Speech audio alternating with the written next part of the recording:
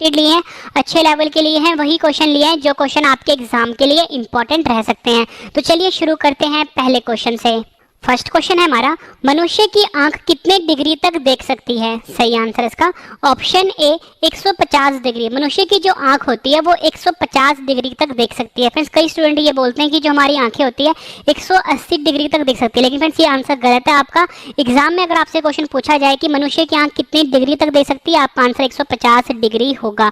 ठीक है फ्रेंड्स, मैं आपको थोड़ा समझाता हूँ कि हमारे आंख 150 डिग्री तक कैसे देख सकती है। फ्रेंड्स सपोज करो ये हमारा फेस है, ठीक है, ये हमारा फेस है फ्रेंड्स, यहाँ पे हमारी आंखें होती हैं, ठीक है, दो आंखें होती हैं फ्रेंड्स। ये जो इस तरह से लेके यहाँ तक जो एरिया कवर करता है ना वो 150 डिग्री कवर करता है। अगर आप 180 की बात करोगे ना फ्रेंड्स, 180 ऐसे होता है, ठीक है, लेकिन जो हमारी आंख होती है ना फ्रेंड्स 180 डिग्री कवर नहीं करती, ये आपने ध्यान रखना है, 150 डिग्री कवर करती है। मतलब अगर हमारी दोनों आंखें जो होती है यहाँ से लेके यहाँ तक वाला एरिया कवर करता है, 150 डिग्री बनता है। ठीक है, इंपॉर्टेंट है आपके एग्जाम के लिए। फ्रेंड्स यहाँ पे बात हुई है मनुष्य की आंखों की। आपसे एग्जाम में क्वेश्चन पूछा जाता है कि जो हमारी आंख होती है, ठीक है फ्रेंड्स, हमारी आंख कुछ इस तरह की होती है। यहाँ पे जो फ्रेंड्स सफेद वाला पार्ट होता है ना आंख का, ठीक है, जो सफेद वाला पार्ट होता है, सफेद वाला जो हिस्सा होता है उसे क्या बोलते हैं? तो फ्रेंड्स आपका आंसर होगा इसे स्क्लेरा बोलते हैं। ये आपने याद रखना है, स्क्लेरा। यहाँ पे लिख देता हूँ, ये फ्रेंड्स एग्जाम में कई बार पूछा गया क्वेश्चन है।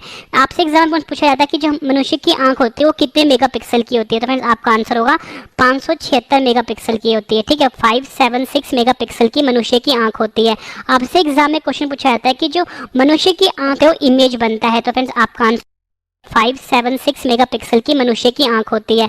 आपसे एग्जाम में क्वेश्चन पूछा जाता है कि जो मनुष्य की आंख के किस भाग पर प्रतिबिंब बनता है, या आप बोल सकते हो इमेज बनता है? तो फ्रेंड्स आपका आंसर होगा रेटिना। ये भी आपने ध्यान रखना है। आपसे फ्रेंड्स एग्जाम में क्वेश्चन पूछा जाता है कि जब भी मनुष्य अपनी आंखों का डोनेट करता है, आंखों का दान करता है, तो आंख का कौन सा हिस्सा दान करता है? तो आपका आंसर होगा कॉर्निया वाला। यहाँ पे लेता हूँ, आंखों का कॉर्निया वाला हिस्सा दान करता है मनुष्य हमेशा नेत्रदान में। आपसे फ्रेंड्स एग्जाम में क्वेश्चन पूछा जाता है कि मनुष्य का शरीर का वह कौन सा हिस्सा है जहाँ पर रक्त नहीं पाया जाता? काफ़ी बार एग्जाम में पूछा गया। तो आपका आंसर होगा मनुष्य के शरीर का जो आंखों वाला जो कॉर्निया वाला हिस्सा होता है यहाँ पर रक्त नहीं पाया जाता। अब आप ये बोलोगे फ्रेंड्स कि अगर रक्त नहीं पाया जाता तो यहाँ पे ऑक्सीजन कैसे पहुँचे? क्योंकि फ्रेंड्स जो रक्त होता है ना उसका मेनली काम होता है ऑक्सीजन पहुँचाना। अगर रक्त नहीं होगा तो ऑक्सीजन कैसे पहुँचेगा? फ्रेंड्स ये जो कॉर्निया होता है ना, ये क्या होता है, जो हमारा वातावरण होता है उसके कॉन्टेक्ट में होता है। ठीक है, और वहीं से फ्रेंड्स ये ऑक्सीजन ले लेता है। ठीक है, इंपॉर्टेंट है। अगला क्वेश्चन कर लेते हैं, बंदर में कितने गुणसूत्र या आप बोल सकते हो क्रोमोसोम पाए जाते हैं? सही आंसर इसका ऑप्शन सी 42। बंदर में कुल मिला के 42 गुणसूत्र पाए जाते हैं। इंपॉर्टेंट क्वेश्चन है आपके एग्जाम के लिए। फ्रेंड्स अगर आपसे एग्जाम में ये पूछा जाए कि इंसानों में यानी मनुष्य में कितने गुणसूत्र या बोल सकते हो क्रोमोसोम पाए जाते हैं, तो आपका आंसर होगा 46 क्रोमोसोम, या बोल सकते हो 46 गुणसूत्र मनुष्य में पाया जाता है। फ्रेंड्स गुणसूत्र को हम इंग्लिश में क्रोमोसोम बोलते हैं, लेकिन आपको ये दोनों शब्द याद करने हैं कि गुणसूत्र को हम क्रोमोसोम बोलते हैं, क्योंकि कभी कभी आपको एग्जाम में पता कैसे पूछेंगे, अगर आप हिंदी मीडियम के हो, कि बंदर में कितने क्रोमोसोम पाए जाते हैं, तब आपका आंसर 42 होगा। क्योंकि आपको अगर क्रोमोसोम का मतलब पता हो, गुणसूत्र होता है, तभी आप ये क्वेश्चन कर पाओगे। ठीक है, इसलिए आपको गुणसूत्र का मतलब क्रोमोसोम होता है ये पता होना चाहिए। ठीक है, मैंने आपको बताया मनुष्य में 46 होते हैं। अगर आपसे एग्जाम में पूछा जाए कि दिया होगा 23 जोड़े, ऑप्शन में अगर आपको दिया हो ना 23 जोड़े, तो फ्रेंड्स ये भी सही है, क्योंकि जो गुणसूत्र होते हैं जोड़े के फॉर्म में होते हैं। ठीक है, अगर आपको ऑप्शन में 23 जोड़े दिया हो तो आप 23 जोड़े पे टिक मारोगे, अगर 46 दिया हो तो 46 पे टिक मारोगे। वैसे ही फ्रेंड्स यहाँ पे बंदर की बात हुई थी, मैंने आपको बताया कि बंदर में कुल मिला के 42 गुणसूत्र होते हैं। अगर आपको ऑप्शन में 21 जोड़े दिया हो तो फ्रेंड्स वो भी सही है। ठीक है, यहाँ पे मैंने बात कर ली मनुष्य की और बंदर की। अब और भी जो इंपॉर्टेंट है वो मैं आपको बताता हूँ। आपसे अगर एग्जाम में ये पूछा जाए कि जो चूहा होता है, ठीक है, चूहा बोल लो, ठीक है, या आपसे पूछा जाए कि जो टमाटर होता है इसमें कितने गुणसूत्र होते हैं, तो फ्रेंड्स आपका आंसर होगा 40 गुणसूत्र होते हैं। ठीक है, यहाँ पे एक्स्ट्रा क्वेश्चन बताने से पहले फ्रेंड्स देखो यहाँ पे ना बंदर में कितने गुणसूत्र होते हैं, मैंने आपको बताया 42 होते हैं। फ्रेंड्स कहीं कहीं पे ना आपको ऑप्शन में 48 भी लिखा होता है कहीं किसी किसी बुक में, लेकिन फ्रेंड्स ये आप गलत है। बंदर जो होता है इसमें 48 गुणसूत्र नहीं होते। 48 गुणसूत्र किसमें होते हैं वो मैं आपको बता देता हूँ। फिर जो गोरिल्ला होता है ना, गोरिल्ला यहाँ पे लिख देता हूँ, गोरिल्ला हो गया या चिंपैंजी हो गया, गोरिल्ला और चिंपैंजी, इसमें 48 गुणसूत्र होते हैं, ये आपने ध्यान रखना है। फिर से बताता हूँ, गोरिल्ला और चिंपैंजी में 48 गुणसूत्र या बोल सकते हो 48 क्रोमोसोम होते हैं, लेकिन बंदर में 42 गुणसूत्र या बोल सकते हो क्रोमोसोम होते हैं। ठीक है, ये आपने ध्यान रखना है। यहाँ मैंने आपको बताया कि चूहा और टमाटर में 40 गुणसूत्र होते हैं। अगर आपसे पूछा जाए कि बिल्ली, यहाँ पे लिख देता हूँ, बिल्ली, शेर, ठीक है, या फिर टाइगर, इसमें कितने गुणसूत्र होते हैं, तो मैं बिल्ली, शेर और टाइगर इन तीनों में 38 गुणसूत्र होते हैं। यानी कि बिल्ली में भी 38 होते हैं, शेर में भी 38 होते हैं, टाइगर में भी 38 गुणसूत्र होते हैं। ठीक है, आपसे पूछा जाए कि हाथी में कितने गुणसूत्र होते हैं, फ्रेंड्स हाथी में 56 गुणसूत्र होते हैं। ठीक है, आपसे पूछा जाए कि मच्छर में कितने गुणसूत्र होते हैं, मच्छर में 6 गुणसूत्र होते हैं। ठीक है, आपसे पूछा जाए कि गाय और या फिर बकरी, इसमें कितने गुणसूत्र होते हैं, इसमें 60 गुणसूत्र होते हैं। तो जितने भी मैं आपको एडिशनल पॉइंट लिखवा रहा हूँ ना फ्रेंड्स, सब आपके लिए इंपॉर्टेंट है और एग्जाम में कई बार पूछे गए हैं। ठीक है, जितनी आपका एडिशनल इन्फॉर्मेशन है सबके फ्रेंड्स आप नोट्स बना लो। ठीक है, कहने के लिए फ्रेंड्स मैं आपको इस वीडियो में 20 क्वेश्चन करवा रहा हूँ, पर जितनी मैं आपको एडिशनल इन्फॉर्मेशन दे रहा हूँ ना फ्रेंड्स, ये सभी क्वेश्चन 100 से ज़्यादा बनते हैं। ठीक है, और सभी क्वेश्चन आपके लिए इंपॉर्टेंट हैं। अगला क्वेश्चन कर लेते हैं, ये भी इंपॉर्टेंट है। मनुष्य की आंख कितने परत से मिलकर बना होता है? सही आंसर है ऑप्शन बी 3। मनुष्य की जो आंख होती है वो 3 परत या बोल सकते हो 3 लेयर से बनी होती है। ठीक है, काफ़ी इंपॉर्टेंट है। और फ्रेंड्स अगर आपसे पूछा जाए कि ये 3 परत कौन सी होती है, फ्रेंड देखो 3 परत होती है। जो सबसे ऊपर वाला परत होता है ना, उसे हम बोलते हैं आउटर लेयर। ठीक है, आउटर लेयर। फ्रेंड्स ये चीज़ ना मैं आपको फोटो बना के समझाता हूँ। ठीक है फ्रेंड्स, जो मनुष्य की आंख होती है ना फ्रेंड्स, कुछ इस तरह की होती है। यहाँ पे आपके सामने फोटो बना रहा हूँ, ठीक है, कुछ इस तरह की मनुष्य की आंख होती है। ठीक है, मैंने आपको बताया कि 3 लेयर होते हैं इसमें। एक मैं आपको समझाता हूँ, फिर 3 लेयर होते हैं इसमें। एक लेयर ऊपर वाला होता है, एक ही बीच वाला सेकंड लेयर होता है, और ये वाला होता है फिर तीसरा लेयर होता है, बोल सकते हो तीसरा परत होता है। ठीक है, लेयर को हम परत भी बोलते हैं। ये जो फ्रेंड्स ऊपर वाला होता है इसको हम बोलते हैं आउटर लेयर। ठीक है, आउटर लेयर। और ये जो आउटर लेयर होता है ना फ्रेंड्स, ये स्क्लेरा, यहाँ पे लेता हूँ, ये स्क्लेरा का बना होता है, स्क्लेरा और कॉर्निया का बना होता है। ठीक है, कॉर्निया का बना होता है, यहाँ पे इंग्लिश में भी लेता हूँ, स्क्लेरा और कॉर्निया का बना होता है। ठीक है, एक मिनट अच्छी हैंड राइटिंग लिख देता हूँ।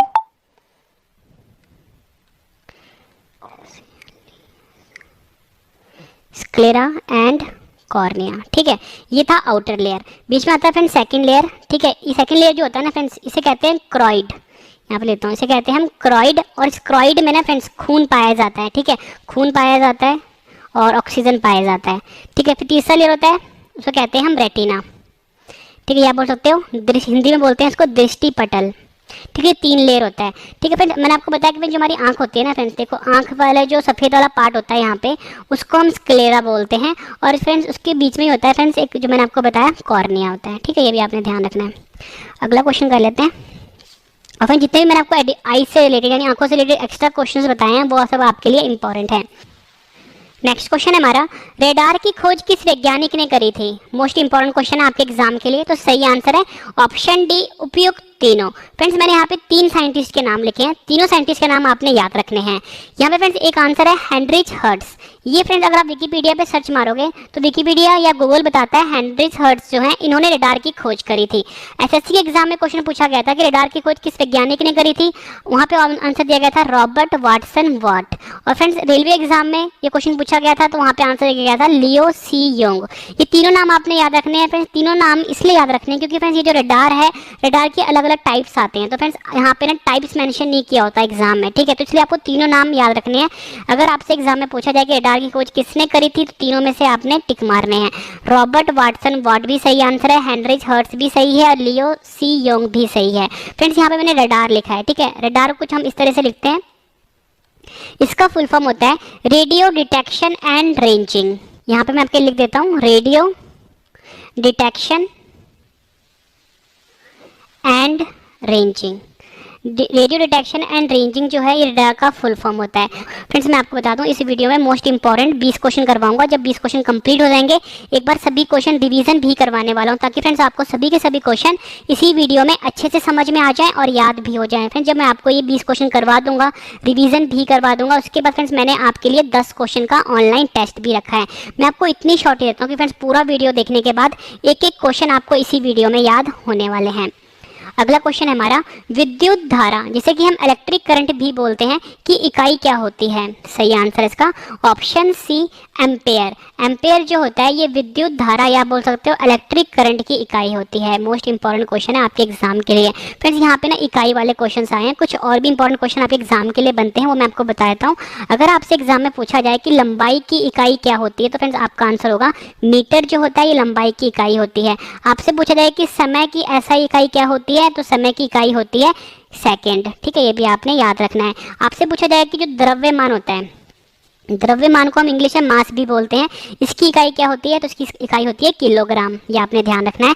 अगर आपसे पूछा जाए कि ताप की एसआई इकाई क्या होती है, ताप की एसआई इकाई होती है केल्विन। ठीक है, केल्विन जो है ताप की एसआई इकाई होती है। वैसे फ्रेंड जो ताप होता है ना, सेल्सियस भी इसकी इकाई होती है, फ़ारेनहाइट भी इसकी इकाई होती है, लेकिन अगर आपसे पूछा जाए कि एसआई वाली इकाई कौन सी होती है, तो आपका आंसर केल्विन होगा। ठीक है, उसके फ्रेंड्स आपसे पूछा जाता है कि पदार्थ का परिमाण, ठीक है, पदार्थ यहाँ पर लिख देता हूँ, पदार्थ का परिमाण, इसका इकाई क्या होता है, तो इसका इकाई होता है मोल। ठीक है, यहाँ पे देता हूँ परिमाण, इसका इकाई होता है मोल। पदार्थ का परिमाण को हम अमाउंट ऑफ सब्सटेंस भी बोलते हैं। ठीक है, और इसकी इकाई होती है मोल। आपसे पूछा जाता है कि ज्योति तीव्रता की इकाई क्या होती है, तो आपका आंसर होगा कैंडेला। ये क्वेश्चन भी आपके एग्जाम के लिए इंपॉर्टेंट है। अगला क्वेश्चन कर लेते हैं, न्यूटन के किस नियम को गैलीलियो का नियम भी कहते हैं? काफी इंपॉर्टेंट है ये। सही आंसर है ऑप्शन ए न्यूटन के गति का प्रथम नियम।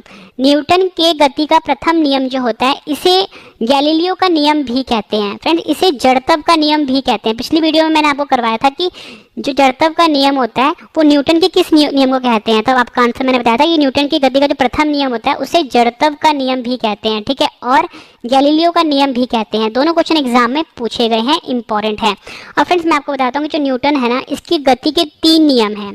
ठीक है, 3 नियम है इसके। तो मैं जो मैं यहाँ पे ना प्रथम नियम की बात हुई है वो मैं आपको समझा देता हूँ कि क्या होता है। देखो फ्रेंड्स, जो न्यूटन था इसने बताया था यदि कोई वस्तु विराम अवस्था में है तो वो विराम अवस्था में ही रहेगी, और यदि वह एक समान चाल से सीधी रेखा में चल रही है तो वो वैसे ही चलती रहेगी जब तक उस पर कोई बाहरी बल लगाकर उसकी वर्तमान अवस्था में परिवर्तन ना किया जाए। ठीक है, ये कहा था न्यूटन की गति के प्रथम नियम ने। कुछ एग्जाम्पल देता हूँ मैं आपको। फ्रेंड्स आप कोई भी पुरानी कंबल जो होता है, पुराना कंबल हो गया आपका या दरी हो गया, जब उसको फ्रेंड्स आप उस पर जोर से डंडा मारते हो कंबल या दरी के ऊपर, उसमें से फ्रेंड्स काफ़ी ज़्यादा डस्ट पार्टिकल्स निकलते हैं। ठीक है, जब तक कंबल वो पड़ा हुआ था, जैसे रखा हुआ था, तो उस पर कोई हरकत नहीं हो रही थी। जैसे इस पर आपने बाहरी बल लगाया, इस पर डंडा मारा या दरी पे बड़ा डंडा मारा, तो उसमें से धूल निकलने या फिर उसमें डस्ट पार्टिकल निकलने शुरू हो गए। ये न्यूटन का गति का प्रथम नियम का एग्जाम्पल है। एक एग्जाम्पल मैं आपको और देता हूँ। बल लगाया, इस पर डंडा मारा या दरी पे बड़ा डंडा मारते हो कंबल या दरी के ऊपर, उस गति के प्रथम नियम ने। कुछ एग्जाम्पल देता हूँ मैं आपको। फ्रेंड्स आप कोई भी पुरानी कंबल जो होता है, पुराना कंबल हो गया आपका या दरी हो गया, जब उसको फ्रेंड्स आप उस पर जोर से डंडा मारते हो कंबल या दरी के ऊपर, उसमें से फ्रेंड्स काफ़ी ज़्यादा डस्ट पार्टिकल्स निकलते हैं। ठीक है, जब तक कंबल वो पड़ा हुआ था, जैसे रखा हुआ था, तो उस पर कोई हरकत नहीं हो रही थी। जैसे इस पर आपने बाहरी बल लगाया, इस पर डंडा मारा या दरी पे बड़ा डंडा मारा, तो उसमें से धूल निकलने या फिर उसमें डस्ट पार्टिकल निकलने शुरू हो गए। ये न्यूटन का गति का प्रथम नियम का एग्जाम्पल है। एक एग्जाम्पल मैं आपको और देता हूँ। फ्रेंड्स देखो, कभी भी अगर आप मोटरसाइकिल पे या गाड़ी में बैठे हो, गाड़ी जैसी स्टार्ट होती है तो आपको क्या है ना फ्रेंड्स, पीछे को झटका लगता है, पीछे को है ना, झटका लगता है ना, पीछे को झटका लगता है जब भी गाड़ी स्टार्ट होती है, मोटरसाइकिल स्टार्ट होती है। तो वो भी न्यूटन का जो गति का पहला नियम है, वो उसके पीछे एक प्रिंसिपल होता है। ठीक है, एग्जाम्पल मैं आपको देता हूँ। आप बस में बैठे हो, बस वाले ने जोर से ब्रेक मारी, आप आगे की तरफ झटका लगता है आपको, वो भी फ्रेंड्स न्यूटन के गति का प्रथम नियम के कारण ही होता है। ठीक है, इंपॉर्टेंट है। अगला क्वेश्चन कर लेते हैं।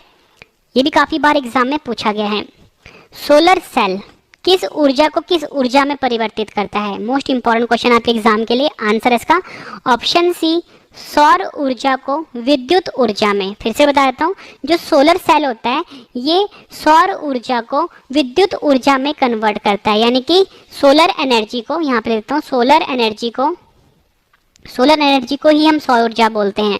सौर ऊर्जा को विद्युत ऊर्जा में कन्वर्ट करता है, यानी कि सोलर एनर्जी को इलेक्ट्रिक एनर्जी में कन्वर्ट करता है। ठीक है, ये तो मैंने आपको बता दिया कि सोलर सेल जो होता है ये सौर ऊर्जा को विद्युत ऊर्जा में कन्वर्ट करता है। अब मैं आपको बताता हूँ कि फ्रेंड्स ये सोलर सेल होता क्या है। फ्रेंड्स आपने ना घरों के ऊपर, ठीक है, घरों के ऊपर देखा होगा कुछ इस तरह का एक पैनल लगा होता है। ठीक है, पैनल लगा होता है और इसका जो रंग होता है ना थोड़ा काले रंग का होता है। फ्रेंड्स ये जो होता है ना इसे हम सोलर पैनल कहते हैं। इसमें क्या होता है फ्रेंड्स, ये जो सन जो हमारा सूरज होता है यानी सूर्य होता है या बोल सकते हो सन जो होता है, यहाँ से फ्रेंड्स ये ना सौर ऊर्जा लेता है या बोल सकते हो सोलर एनर्जी लेता है। ये किस फॉर्म में लेता है, ये फोटोन की फॉर्म में लेता है। फोटोन को हम लिखते हैं एच म्यू से। ठीक है, इतना आपको समझना नहीं है, ठीक है, काफ़ी हाई लेवल का हो गया। बस आपको इतना समझना है कि ये सूरज से इसने क्या किया, सौर ऊर्जा लिया और इस सौर ऊर्जा को ये बदल देता है विद्युत ऊर्जा में। ठीक है, काफ़ी इंपॉर्टेंट क्वेश्चन है आपके एग्जाम के लिए। इलेक्ट्रॉन की खोज किस वैज्ञानिक ने करी थी? फ्रेंड्स इस क्वेश्चन को आप ध्यान से समझना जो मैं आपको इसमें समझाने वाला हूँ। ठीक है, तो सही आंसर है इसका option C, J Thomson. J Thomson जो वैज्ञानिक हैं इन्होंने इलेक्ट्रॉन की खोज करी थी। ठीक है फ्रेंड्स, यहाँ पे बात हुई है इलेक्ट्रॉन की। इलेक्ट्रॉन जो होता है ना इसके बारे में आपको मैं समझाता हूँ। इलेक्ट्रॉन के ऊपर नेगेटिव चार्ज होता है। ठीक है, आपको मैं थोड़ा डिटेल में समझाता हूँ। तो देखो जो परमाणु होता है ना, परमाणु के अंदर 3 चीज़ें होती हैं, एक होता है इलेक्ट्रॉन, एक होता है प्रोटॉन और एक होता है न्यूट्रॉन। ठीक है, ये किसकी बात हुई है? एटम की बात हुई है या बोल सकते हो परमाणु की बात हुई है। परमाणु के अंदर 3 चीज़ें होती है, ध्यान से समझना, इलेक्ट्रॉन, प्रोटॉन, न्यूट्रॉन। अगर आपसे पूछा जाए कि नाभिक, नाभिक को हम न्यूक्लियस बोलते हैं, यहाँ पे लिख देता हूँ, न्यूक्लियस बोलते हैं, इसके अंदर क्या चीज़ें पाई जाती हैं? तो फ्रेंड्स आपने ध्यान रखना है कि नाभिक के अंदर प्रोटॉन, ठीक है, प्रोटॉन और न्यूट्रॉन पाया जाता है। ठीक है, यहाँ पे लेता हूँ, प्रोटॉन और न्यूट्रॉन पाया जाता है नाभिक के अंदर या बोल सकते हो न्यूक्लियस जो होता है। ठीक है, न्यूक्लियस जो होता है इसके अंदर फ्रेंड्स इलेक्ट्रॉन नहीं पाया जाता, ये आपने ध्यान रखना है। नाभिक के अंदर से प्रोटॉन और न्यूट्रॉन पाए जाते हैं, इलेक्ट्रॉन नहीं पाया जाता। लेकिन जो एटम होता है, जो परमाणु होता है, इसके अंदर प्रोटॉन भी होता है, इलेक्ट्रॉन भी होता है, न्यूट्रॉन भी होता है। मतलब 3 चीज़ें होती हैं और यहाँ पे 2 चीज़ें होती हैं। यहाँ पे बात हुई है फ्रेंड्स इलेक्ट्रॉन की। इलेक्ट्रॉन तो मैंने आपको बताया नेगेटिव चार्ज होता है। अगर आपसे बात होगी प्रोटॉन की, यहाँ पे देता हूँ, प्रोटॉन के अंदर प्रोटॉन पर प्लस चार्ज होता है, इलेक्ट्रॉन पे नेगेटिव होता है यानी माइनस का, यहाँ पे लिख देता हूँ। ठीक है, अगर आपसे पूछा जाए कि न्यूट्रॉन पे कौन सा चार्ज होता है, न्यूट्रॉन के ऊपर फ्रेंड्स कोई भी चार्ज नहीं होता, ध्यान रखना है, न्यूट्रॉन के ऊपर कोई भी चार्ज नहीं होता। यहाँ पे बात हुई थी इलेक्ट्रॉन की। आपसे पूछा जाता है कि इलेक्ट्रॉन का द्रव्यमान कितना होता है, यानी कि इलेक्ट्रॉन का मास कितना होता है। तो फ्रेंड्स यहाँ पे लेता हूँ 9.1 × 10⁻³ किलोग्राम। इलेक्ट्रॉन का द्रव्यमान या बोल सकते हो इलेक्ट्रॉन का मास होता है 9.1 × 10⁻³ किलोग्राम में लिखा है। ठीक है, अगर आपसे पूछा जाए कि इलेक्ट्रॉन पर कितना चार्ज होता है या बोल सकते हो इलेक्ट्रॉन पर कितना आवेश होता है, चार्ज को हिंदी में हम आवेश बोलते हैं। ठीक है, तो इलेक्ट्रॉन पर फ्रेंड जो आवेश होता है ना वो होता है माइनस, क्योंकि इलेक्ट्रॉन की बात हो रही है। मैंने यहाँ पे बताया कि इलेक्ट्रॉन पे माइनस होता है, यहाँ पे लिखा है मैंने माइनस, -1.6 × 10⁻19 कूलम्ब। ठीक है, कूलम्ब को हम सी से लिखते हैं, सी से लिखते हैं हम कूलम्ब को। यानी फ्रेंड जो चार्ज होता है ना, जो आवेश होता है ना, उसको हम कूलम्ब से लिखते हैं। तो ये सी का मतलब क्या हुआ, कूलम्ब। ये भी ध्यान रखना, एग्जाम में पूछा जाता है कि जो आवेश होता है उसकी इकाई क्या होती है, आवेश की इकाई कूलम्ब होती है। ठीक है, ये तो बात होगी फ्रेंड्स इलेक्ट्रॉन की। इलेक्ट्रॉन की खोज किसने करी थी, जे थॉमसन की। इतने क्वेश्चन बनते हैं इलेक्ट्रॉन में जो मैंने आपको बताया अभी। अब हम बात करते हैं फ्रेंड्स प्रोटॉन की। प्रोटॉन पे मैंने आपको बताया प्लस का चार्ज होता है या बोल सकते हो पॉजिटिव चार्ज होता है प्रोटॉन के ऊपर। अब हम बात करते हैं प्रोटॉन की। तो मैंने आपसे एग्जाम में क्वेश्चन पूछा था कि जो प्रोटॉन होता है इसकी खोज किसने करी थी। ध्यान रखना है फ्रेंड्स, प्रोटॉन की खोज जो करी थी रदरफोर्ड ने करी थी। मैंने पिछली वीडियो में आपको गोल्डस्टीन का नाम लिखा था, लेकिन फ्रेंड्स गोल्डस्टीन का नाम मैंने आपको इसलिए लिखाया था ना क्योंकि जो गोल्डस्टीन था, कभी कभी एग्जाम में ना क्वेश्चन में प्रोटॉन की खोज किसने करी थी गोल्डस्टीन भी दे देते हैं। क्योंकि जो गोल्डस्टीन है इसने ये बताया था कि प्लस जो होता है ना प्रोटॉन जो होता है, इसके वजह प्लस का जो बताया था ना वो गोल्डस्टीन ने बताया था, लेकिन इसे कम्प्लीटली एक्सप्लेन नहीं कर पाया था। लेकिन जो रदरफोर्ड है इसने कम्प्लीटली एक्सप्लेन कर दिया था। फिर से समझाता हूँ फ्रेंड्स, ये देखो, ये जो गोल्डस्टीन था ना, इस गोल्डस्टीन ने रदरफोर्ड से पहले जो टेस्ट ट्यूब होता है जिसमें टेस्ट कर रहा था वो, उसने उसमें पॉजिटिव चार्ज रेस के बारे में बताया था। ठीक है, पॉजिटिव चार्ज रेस के बारे में सबसे पहले गोल्डस्टीन ने बताया था, लेकिन इसको जो प्रूव किया था ना वो रदरफोर्ड ने किया था। ठीक है, प्रूव रदरफोर्ड ने किया था। इसलिए फ्रेंड जो 100% क्रेडिट जाता है वो रदरफोर्ड को जाता है। लेकिन आपको दोनों नाम याद रखने, एग्जाम में दोनों बार अलग अलग पूछे गए हैं। ठीक है, अगला क्वेश्चन कर लेते हैं, फोटोन की खोज किसने करी थी। सही आंसर इसका option B, Einstein. Albert Einstein वैज्ञानिक ने फोटोन की खोज करी थी। फ्रेंड्स ये जो फोटोन होता है ना, और फ्रेंड्स आपने ध्यान रखना, जो फोटोन होता है इसका जो द्रव्यमान होता है वो शून्य होता है। ठीक है, नेक्स्ट क्वेश्चन कर लेते हैं, काफी इंपॉर्टेंट है ये। गन मेटल किसका मिश्र धातु होता है? फ्रेंड्स मिश्र धातु को हम एलॉय भी बोलते हैं, ठीक है। आपसे पूछा गया है कि जो गन मेटल होता है वो किसका एलॉय होता है या बोल सकते हो किसका मिश्र धातु होता है। तो सही आंसर इसका ऑप्शन डी है, उपयुक्त सभी। यानी जो गन मेटल होता है ये कॉपर का, जिंक का और टिन का मिश्र धातु होता है या बोल सकते हो एलॉय होता है। एलॉय का फुल फॉर्म होता है alloy is an homogeneous mixture of metal, यहाँ पे लेता हूँ मेटल एंड नॉन मेटल, ठीक है। मेटल को हम धातु भी बोलते हैं, मतलब फ्रेंड्स एक तरह का मिक्सचर होता है मेटल का और नॉन मेटल का, ठीक है। नॉन मेटल का मेटल को हम धातु बोलते हैं और इसको हम अधातु बोलते हैं, नॉन मेटल को, ठीक है। और मैंने यहाँ पे एक वर्ड यूज़ किया है होमोजीनियस, ठीक है। अब फ्रेंड्स यहाँ पे ना बात हुई है कॉपर की। कॉपर का जो फ्रेंड्स सिंबल होता है वो आपने ध्यान रखना है Cu होता है, ठीक है, Cu होता है। जिंक का सिंबल जो होता है Zn होता है। टिन का सिंबल जो होता है Sn होता है, ठीक है। और ये तीनों जो है गन मेटल का मिश्र धातु होता है, बोलते गन मेटल का एलॉय होता है। कॉपर को हिंदी में हम तांबा बोलते हैं, जिंक को हिंदी में हम जस्ता भी बोलते हैं, लेकिन इतना आपको बस आपको कॉपर याद रखना है, कॉपर जिंक टिन का ये मिश्र धातु होता है, ठीक है। बात हुई है कॉपर की। कॉपर का सिंबल Cu होता है और कॉपर का जो फ्रेंड्स एटॉमिक नंबर यानी परमाणु क्रमांक जो होता है वो होता है 29, ठीक है, ये आपने याद रखना है। बात हुई है जिंक की। जिंक का सिंबल Zn होता है और इसका एटॉमिक नंबर होता है 30 यानी 30। बात हुई यहाँ पे टिन की। टिन का सिंबल मैंने आपको Sn बताया, इसका परमाणु क्रमांक होता है 50, ठीक है। अब तो फ्रेंड्स मैंने आपको ये कॉपर जिंक टिन के बारे में बता दिया। बात हुई थी गन मेटल की। गन मेटल कॉपर जिंक और टिन का मिश्र धातु होता है। पूछा जाएगा कि कॉपर कितने प्रतिशत होता है? कॉपर होता है इसमें 90%, ठीक है। पूछा जाएगा कि जिंक कितने प्रतिशत होता है? 2%। और टिन कितने प्रतिशत होता है? 8%, ठीक है फ्रेंड्स। ये इसका कंपोजिशन हो गया गन मेटल का। यानी गन मेटल में कॉपर 90% होता है, जिंक 2% होता है, टिन जो होता है 8% होता है। मोस्ट इंपॉर्टेंट क्वेश्चन है। जितनी भी फ्रेंड्स एडिशनल इन्फॉर्मेशन दिया ना सब आपके लिए इंपॉर्टेंट है और इसके बाद जो आपको रिवीजन करवाने वाला हूँ वो आपके लिए काफी ज्यादा इंपॉर्टेंट है। अगला क्वेश्चन है, किस रंग में प्रकाश संश्लेषण सबसे अधिक होता है? सही आंसर इसका ऑप्शन ए लाल रंग। लाल रंग में जो प्रकाश संश्लेषण होता है सबसे अधिक होता है। फ्रेंड्स ये जो प्रकाश संश्लेषण है इसे हम फोटोसिंथेसिस भी बोलते हैं, ठीक है, फोटोसिंथेसिस भी बोलते हैं। फ्रेंड्स ये एक तरह की प्रक्रिया है, ठीक है, एक तरह की। पहले आपको इंग्लिश में फुल फॉर्म बताता हूँ। Photosynthesis is a process by which plants makes food in the presence of sunlight. Hindi में फुल फॉर्म बताता हूँ। प्रकाश संश्लेषण एक प्रक्रिया होता है जिसमें कि फ्रेंड्स जितने भी पेड़ पौधे होते हैं ना ये अपना खाना बनाते हैं सूर्य की मौजूदगी में, ठीक है। इसी प्रोसेस को हम बोलते हैं प्रकाश संश्लेषण या बोल सकते हो फोटोसिंथेसिस। लाल रंग में सबसे ज्यादा होता है, ठीक है फ्रेंड्स। आप सभी को पता है कि जो सूर्य की लाइटें होती हैं व्हाइट लाइट होती है, बेसिकली इसमें 7 रंग होते हैं, VIBGYOR, ये 7 रंग होते हैं। विबग्योर कहते हैं। वी का मतलब होता है वायलेट, आई का मतलब इंडिगो, बी का मतलब ब्लू, जी का मतलब ग्रीन, वाई का मतलब येलो, ओ का मतलब ऑरेंज, आर का मतलब रेड। मैंने आपको बताया रेड यानी लाल रंग में प्रकाश संश्लेषण सबसे अधिक होता है। फ्रेंड्स ये जो प्रकाश संश्लेषण है इसका एक रिएक्शन होता है वो मैं आपको बता देता हूँ, काफ़ी इंपॉर्टेंट है, यहाँ पे लिख देता हूँ। रिएक्शन कुछ इस तरह का होता है, 3CO2 plus 12 molecule of water, ठीक है। अब मैं आपको बताता हूँ, फ्रेंड्स लोग बोलते हैं कि पेड़ पौधे लगाने चाहिए, ठीक है, पेड़ पौधे लगाने चाहिए। क्यों लगाने चाहिए? कि फिर देखो पेड़ पौधों ने खाना बनाने के लिए, मतलब इस जो प्रकाश संश्लेषण प्रोसेस है इसमें क्या लिया? कार्बन डाइऑक्साइड लिया। यानी जो हमारे वातावरण में कार्बन डाइऑक्साइड है उसे खींच रहा है। कौन खींच रहा है? पेड़ खींच रहा है। फिर इसने क्या किया? वाटर के साथ मिलकर, ठीक है, ये प्रक्रिया स्टार्ट हुई प्रकाश संश्लेषण किसकी मौजूदगी में? सूर्य की मौजूदगी में, यानी कि सनलाइट की मौजूदगी में। फिर प्रोडक्ट क्या मिला?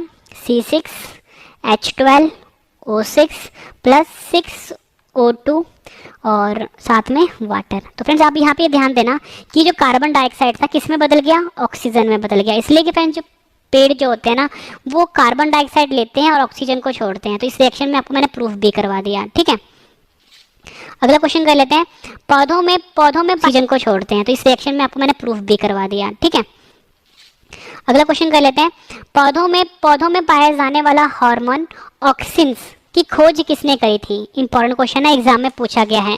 तो सही आंसर इसका ऑप्शन सी चार्ल्स डार्विन, ठीक है। वैसे एग्जाम में आपको डार्विन दिया होगा लेकिन पूरा नाम इनका चार्ल्स डार्विन है। तो आपको याद रखना है कि जो चार्ल्स डार्विन है या बोल सकते हैं डार्विन है, इन्होंने पौधों में पाया जाने वाला हार्मोन ऑक्सिन्स की खोज करी थी। अगला क्वेश्चन कर लेते हैं, इंपॉर्टेंट है ये, मनुष्य के लार में कौन सा एंजाइम पाया जाता है? सही आंसर इसका ऑप्शन डी उपयुक्त तीनों। अब आप ये बोलोगे यार मनुष्य के लार में तो हमने मेनली एक ही एंजाइम पढ़ा था, उसे हम बोलते हैं टॉयलिन, ठीक है। इंग्लिश वाले बोलते हैं उसे हम एमाइलेज बोलते हैं। लेकिन फ्रेंड्स आपने ये ध्यान रखना है, टॉयलिन जो होता है जो आप पढ़ते आ रहे थे अब तक, बिल्कुल सही पढ़ते आ रहे थे, लेकिन अब आपको सभी को पता है कि जो एग्जाम का लेवल बढ़ता जा रहा है, ठीक है, तो अब टीचर क्या चालाकी करेगा आपसे, टॉयलिन को ही ना फ्रेंड्स हम एमाइलेज बोलते हैं, ठीक है, और टॉयलिन को एमाइलेज भी बोलते हैं और पटियालिन भी बोलते हैं, ठीक है, पटियालिन। ये तीनों नाम जो है, ये तीनों नाम, तीनों चीज़ें एक ही हैं। टॉयलिन को हम एमाइलेज भी बोलते हैं और पटियालिन भी बोलते हैं। तो आपको तीनों नाम याद रखना है कि मनुष्य के लार में पाए जाने वाला एंजाइम है टॉयलिन, या बोल सकते हो एमाइलेज, या बोल सकते हो पटियालिन। मोस्ट इंपॉर्टेंट क्वेश्चन है आपके एग्जाम के लिए फ्रेंड्स। के बाद जो आपको रिवीजन करवाऊंगा वो तो काफ़ी इंपॉर्टेंट है और मैं आपको बिल्कुल नॉन स्टॉप पढ़ा रहा हूँ, एक सेकंड भी आपका वेस्ट किए बिना। फ्रेंड्स कहने के लिए 20 क्वेश्चन थे, जितनी इन्फॉर्मेशन दी है 100 से ज़्यादा क्वेश्चन बनते हैं, बिल्कुल कम टाइम में पढ़ाया मैंने आपको। दांतों के अध्ययन को क्या कहा जाता है? सही आंसर इसका ऑप्शन ए ओडोंटोलॉजी। ओडोंटोलॉजी जो होता है ये दांतों के अध्ययन को कहा जाता है। आपसे पूछा जाता है कि मनुष्य में कितने प्रकार के दांत होते हैं? 4 प्रकार के दांत होते हैं, ठीक है। फ्रेंड देखो ये तो मैंने आपको समझा दिया कि दांतों के अध्ययन को ओडोंटोलॉजी कहा जाता है, और बाकी ऑप्शंस को भी पढ़ लेते हैं। यहाँ पे फ्रेंड्स एंथोलॉजी आया था। एंथोलॉजी जो होता है फ्रेंड्स ये फूलों के अध्ययन को कहा जाता है, फूलों के अध्ययन को एंथोलॉजी कहा जाता है। यहाँ पे एस्ट्रोनॉमी आया था। एस्ट्रोनॉमी में हम खगोलीय पिंड जो होते हैं इसका अध्ययन करते हैं। यहाँ पे ऑरोलॉजी आया था, काफ़ी इंपॉर्टेंट है, इसमें हम माउंटेन्स या बोल सकते हैं पर्वतों का अध्ययन करते हैं, ठीक है, ये भी इंपॉर्टेंट है। अगला क्वेश्चन कर लेते हैं, मानव शरीर में संक्रमण को रोकने में मदद करने वाला विटामिन कौन सा है? काफी इंपॉर्टेंट क्वेश्चन है आपके एग्जाम के लिए। सही आंसर है option A vitamin A. Vitamin A जो है ये मानव शरीर में संक्रमण को रोकने में मदद करने वाला विटामिन है, ठीक है। ये तो मैंने आपको बता दिया कि मानव शरीर में संक्रमण को रोकने वाला विटामिन ए मदद करता है। आपसे पूछा जाता है कि जो विटामिन ए है इसका वैज्ञानिक नाम क्या है? फ्रेंड्स वैज्ञानिक नाम है इसका रेटिनोल, ठीक है, ये आपने ध्यान रखना है, रेटिनोल वैज्ञानिक नाम है विटामिन ए का। आपसे पूछा जाता है कि जो रतौंधी बीमारी होती है वो किस विटामिन की कमी के कारण होता है? रतौंधी बीमारी विटामिन ए की कमी के कारण ही होता है, ठीक है। ये क्वेश्चन भी इंपॉर्टेंट है, एग्जाम में पूछा गया है। अगला क्वेश्चन है हमारा, टेटनस बीमारी मनुष्य के किस अंग को प्रभावित करता है? सही आंसर है ऑप्शन सी तंत्रिका तंत्र। तंत्रिका तंत्र को टेटनस बीमारी जो होता है ये प्रभावित करता है। फ्रेंड्स ये जो तंत्रिका तंत्र है इसे हम नर्वस सिस्टम भी बोलते हैं, ठीक है, नर्वस सिस्टम भी बोलते हैं तंत्रिका तंत्र को, और इसे टेटनस बीमारी जो होता है ये प्रभावित करता है। आपसे पूछा जाता है एग्जाम में क्वेश्चन, ठीक है। टेटनस बीमारी को हम लॉकजा बीमारी भी कहते हैं, ठीक है, लॉकजा बीमारी भी कहते हैं टेटनस को, ये भी आपने ध्यान रखना है, ठीक है। अब फ्रेंड्स हम बात करते हैं, फ्रेंड्स मैं आपको बता दूं कि मेरा एक और चैनल है। अगला क्वेश्चन है हमारा, टाइफाइड बीमारी किस जीवाणु के कारण होता है? सही आंसर है इसका ऑप्शन ए साल्मोनेलो टाइफी। टाइफी जो है ये टाइफाइड बीमारी के जीवाणु का नाम है, ठीक है, जीवाणु को हम वायरस भी बोलते हैं, ठीक है। और फ्रेंड देखो मैंने आपको ये बता दिया कि जो टाइफाइड बीमारी है इसके जीवाणु का नाम है साल्मोनेलो टाइफी, ठीक है। अब यहाँ पे फ्रेंड्स एक बात हुई है माइकोबैक्टीरियम ट्यूबरक्लोसिस की। माइकोबैक्टीरियम ट्यूबरक्लोसिस जो है ना फ्रेंड्स, इस बीमारी, इस जीवाणु से, फिर से बता देता हूँ, इस जीवाणु से यानी माइकोबैक्टीरियम ट्यूबरक्लोसिस से टीबी की बीमारी होती है, जिसे कि हम क्षय रोग भी बोलते हैं, ठीक है। एक तीसरा था इन्फ्लुएंजा, ठीक है। इन्फ्लुएंजा जो जीवाणु होता है ना फ्रेंड्स, ये आपको ध्यान रखना है, इससे जो बीमारी होती है वो होती है निमोनिया, ठीक है, निमोनिया। और फ्रेंड्स ये जो इन्फ्लुएंजा होता है ना, इससे मैंने आपको बताया कि निमोनिया बीमारी होती है, और फ्रेंड्स निमोनिया जो होता है ना ये हमारे फेफड़ों को प्रभावित करता है। ये क्वेश्चन भी एग्जाम में पूछा गया है, ठीक है। और फ्रेंड्स मैंने आपको ऊपर जो करवाया टीबी, ये भी फेफड़ों को ही प्रभावित करता है, ये भी आपने ध्यान रखना है। अगला क्वेश्चन कर लेते हैं, इंपॉर्टेंट है ये, एनालॉग सिग्नल, एनालॉग सिग्नल को डिजिटल सिग्नल में बदलने के लिए किसका प्रयोग किया जाता है? आंसर है ऑप्शन बी मॉडम, ठीक है। मॉडम को हम कुछ इस तरह से लिखते हैं मॉडम। मॉडम का प्रयोग किया जाता है एनालॉग सिग्नल को डिजिटल सिग्नल में बदलने के लिए। मॉडम का फुल फॉर्म आपसे एग्जाम में पूछा जाता है कि मॉड्यूलेटर का फुल फॉर्म क्या होता है? इसका फुल फॉर्म होता है मॉड्यूलेटर डी मॉड्यूलेटर, ठीक है, याद रखना है आपको, modulator, modulator and D modulator जो होता है ये मॉडम का फुल फॉर्म होता है। फ्रेंड्स ये जो एनालॉग सिग्नल होता है, एनालॉग सिग्नल कुछ इस तरह का होता है, ठीक है, और ये डिजिटल जब हम मॉड्यूलेटर लगाते हैं ये इसे 0-1 की फॉर्म में कन्वर्ट कर देगा, इसे कहते हैं हम डिजिटल सिग्नल। तो बस आपको इतना ध्यान रखना है कि एनालॉग सिग्नल को डिजिटल सिग्नल में बदलने के लिए मॉड्यूलेटर का प्रयोग किया जाता है। अगला है हमारा, अमीटर का प्रयोग किस लिए किया जाता है? सही आंसर है इसका ऑप्शन सी, विद्युत धारा को मापने के लिए, मतलब हमारे पास कोई भी जो सर्किट है उसमें विद्युत धारा को मापने के लिए हम अमीटर का प्रयोग करते हैं। ठीक है, इसका स्पेलिंग ठीक कर लो, AMMETER होता है। अमीटर का प्रयोग करते हैं हम विद्युत धारा को मापने के लिए। आखिरी क्वेश्चन करते हैं, बच्चे का लिंग का निर्धारण किसके गुणसूत्र पर निर्भर करता है? आंसर है इसका ऑप्शन ए, पिता के गुणसूत्र पर निर्भर करता है। लेकिन फ्रेंड्स, लोगों में अब इतनी समझ नहीं है कि अगर घर में अगर लड़की पैदा हो जाती है तो वो सारा ब्लेम उसकी माँ पे डाल देते हैं, लेकिन ये चीज़ें गलत है फ्रेंड्स। बच्चा पैदा हो रहा है, चाहे लड़का पैदा होगा चाहे लड़की पैदा होगी, वो जो डिपेंड करता है फ्रेंड्स वो पिता के गुणसूत्र पे करता है। क्योंकि फ्रेंड्स जो पिता होता है ना, यहाँ पे समझाता हूँ मैं आपको कि जो लड़का होता है और लड़की कैसे पैदा होती है। यहाँ पिता है और यहाँ पे मैं लिखता हूँ माता। ठीक है, फिर जो पिता होता है ना, ये आपको ध्यान रखना है, पिता में जो गुणसूत्र पाया जाता है वो पाया जाता है XY। ठीक है, और जो माता होती है इसमें गुणसूत्र पाया जाता है XX। ठीक है, पिता में XY होता है और माता में XX होता है। कभी भी अगर पिता का गुणसूत्र अगर X और माता गुणसूत्र X आएगा तो हमेशा फ्रेंड्स आपने ये ध्यान रखना है, जो बच्चा पैदा होगा ना तो लड़की पैदा होगी। ठीक है, लड़की पैदा होगी। तो फ्रेंड्स आप यहाँ पे ध्यान देना कि अगर पिता का Y इस्तेमाल हो जाता तो फिर तो लड़के ने लड़का पैदा होना था, है ना। अगर फिर से ध्यान देना, अगर पिता का Y, ठीक है, पिता का Y इस्तेमाल होगा और माता का X इस्तेमाल होगा तो लड़का पैदा होगा। ठीक है, ये तो बात होगी बस लड़का और लड़की की। मैंने आपको बता दिया कि XX में लड़की पैदा होती है और Y या XY में लड़का पैदा होता है। तो फ्रेंड्स यहाँ पे तो देखो ना कि माता में तो एक जैसा ही है, डिपेंड किस पे कर रहा है? पिता के डिपेंड कर रहा है। अगर पिता का गुणसूत्र अगर X आ रहा है तो लड़की पैदा हो रही है, अगर Y निकल रहा है तो लड़का पैदा होगा, है ना। तो फ्रेंड इसमें आप खुद देखो ना कि जो बच्चे का लिंग का निर्धारण होता है वो पिता के गुणसूत्र पे डिपेंड करता है।